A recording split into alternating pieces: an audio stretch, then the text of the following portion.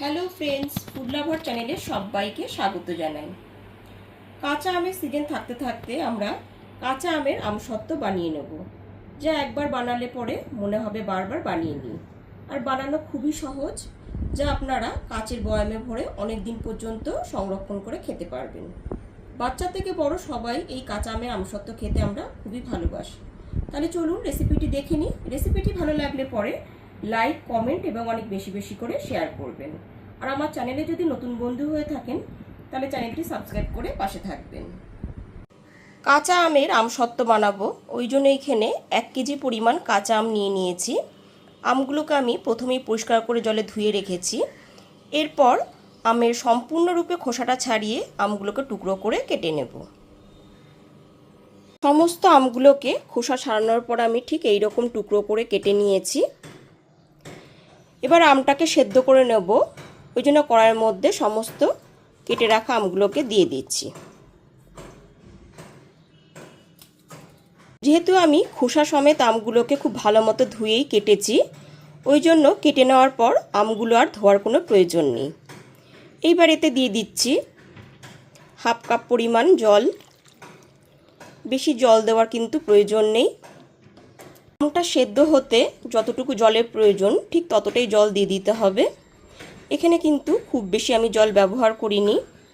এরপরেতে দিয়ে দিচ্ছি 1/2 টিস্পুন লবণ। লবণটা দিয়ে খুব ভালো মতো মিশিয়ে নিচ্ছি।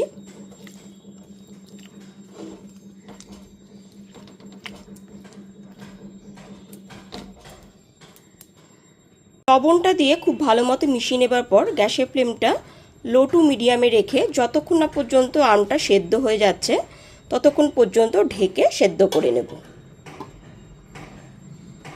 ঠিক 12 থেকে 13 মিনিট পরে এবার ঢাকনাটা খুলে দেখে নিচ্ছি। এখানে দেখুন আমটা কিন্তু পুরোপুরি সেদ্ধ হয়ে গেছে। যেহেতু ঢাকা চাপা দিয়ে আমটাকে সেদ্ধ করে নিয়েছি, ওই জন্য খুব তাড়াতাড়ি সেদ্ধ হয়ে গেছে। এছাড়া কাঁচা আম সেদ্ধ হতে কিন্তু খুব একটা সময় নেয় না। আমটা যেহেতু খুব ভালো মতো সেদ্ধ হয়ে গেছে, ওই জন্য খুন্তি দিয়ে এইরকমভাবে চেপে চেপে আমি একটুখানি গলিয়ে নেব।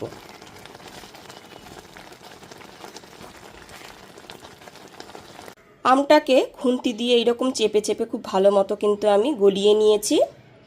এবার একটা ছাঁকনিতে ছেঁকে নেব। গ্যাসের ফ্লেমটা অফ করে দেওয়ার পর আমটাকে এইরকম খুন্তি দিয়ে চেপে চেপে আরেকটুখানি গলিয়ে নিয়েছি। আমটা দেখুন এইখানে পুরোপুরি গলে গেছে। এবার একটু ঠান্ডা হয়ে যাওয়ার পর ছাঁকনিতে ছেঁকে নেব। সম্পূর্ণ আমের পাল্পটা ভালো মতো ঠান্ডা হয়ে যাওয়ার পর এবার ছাঁকনি দিয়ে ছেঁকে নিচ্ছি।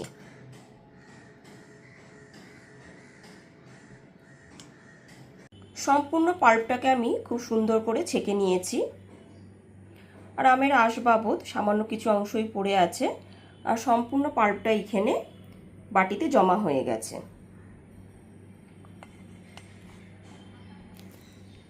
আমের আঁশ বাবদ যে অংশটা পড়ে আছে এটা কিন্তু আমি ফেলে দেব না, এটা দিয়ে জেলি আচার বানিয়ে ফেলব।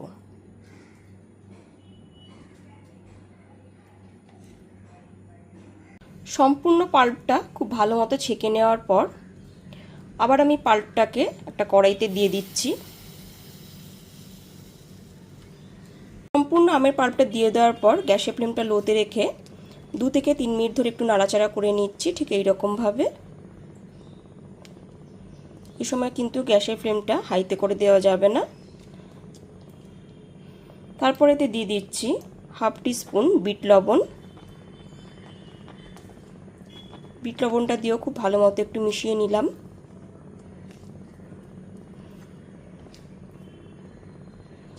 বিট লবণটা দিলে পরে আমসত্ত্বের টেস্টটা কিন্তু খুবই ভালো আসে। এরপর এতে দিয়ে দিচ্ছি 600 গ্রাম পরিমাণ চিনি।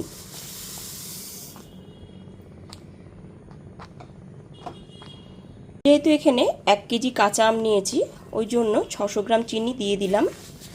খুব বেশি মিষ্টি হয়ে গেলে পরে কিন্তু আমসত্ত্বটা খেতে অতটা ভালো লাগে না। একটু টক মিষ্টি হলে পরেই আমসত্ত্বের টেস্টটা ভালো আসে। চিনিটা দিয়ে খুব ভালো মতো মিশিয়ে নিচ্ছি। গ্যাসের ফ্লেমটা এখন লো টু মিডিয়ামেই আছে।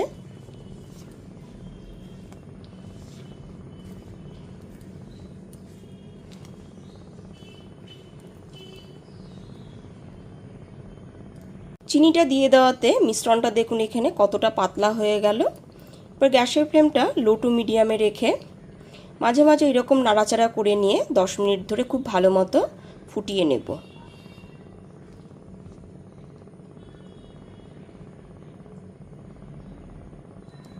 গ্যাসের ফ্লেমটা লো টু মিডিয়ামে রেখে এখানে খুব ভালো মতো 10 মিনিট ধরে জাল করে নিয়েছি। এখানে দেখুন ঘনত্বটা আমি দেখিয়ে দিচ্ছি। দেখুন খুন্তির ওপর এরকম একটা আস্তরণ পড়ে যাচ্ছে, সহজে কিন্তু পড়ছে না। এরকম ঠিক আস্তে আস্তে করে পড়ছে, তার মানে এখানে খুব ভালো মতো জাল হয়ে গেছে।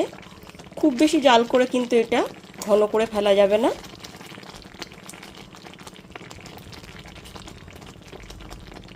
ঘনত্বটা আমি একটা প্লেটের ওপর দেখিয়ে দিচ্ছি।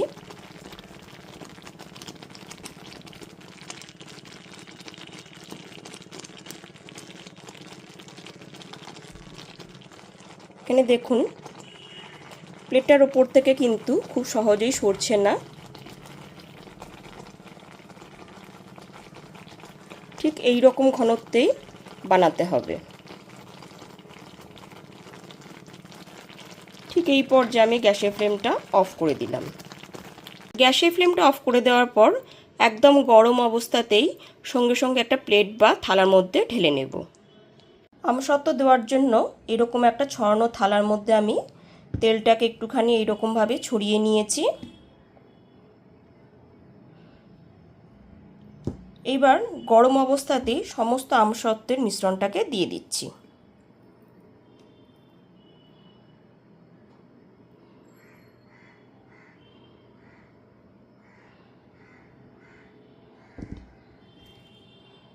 ঠিক একই রকমভাবেই আরেকটা ছড়ানো থালাতে আমি আগে থেকে অয়েল ব্রাশ করে নিয়েছি।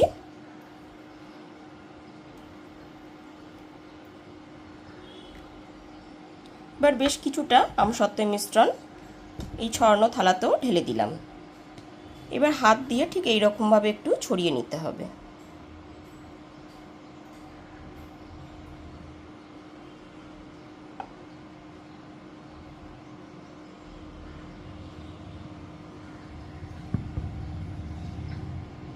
গরম অবস্থাতেই দুটো থালাতেই আমসত্ত্বের মিশ্রণটা ঢেলে নিয়েছি। এবার পাখার হাওয়াতে শুকিয়ে নেব। ঠিক 24 ঘন্টা পরে আমি ফিরে এসেছি। এখানে আমসত্ত্বটা কিন্তু পুরোপুরি আমি পাখার তলাতেই শুকিয়ে নিয়েছি। এবার আমসত্ত্বটা আমি উঠিয়ে দেখিয়ে দিচ্ছি।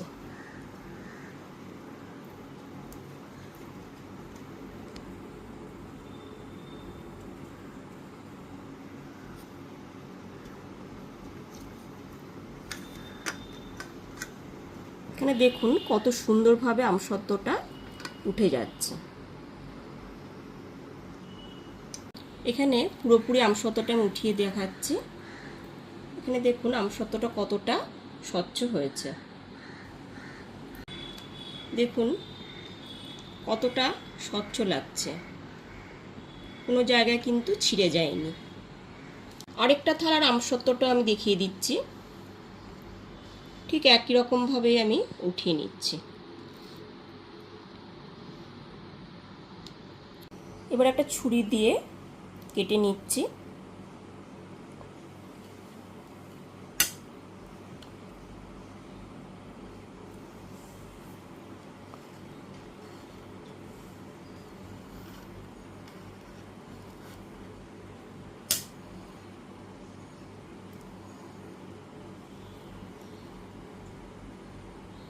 এইবার ঠিক এই রকমভাবে আমি রোল করে নিচ্ছি।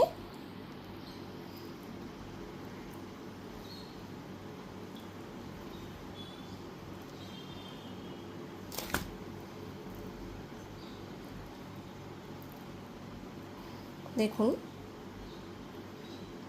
কত সুন্দরভাবে আমসত্ত্বটা তৈরি হয়েছে।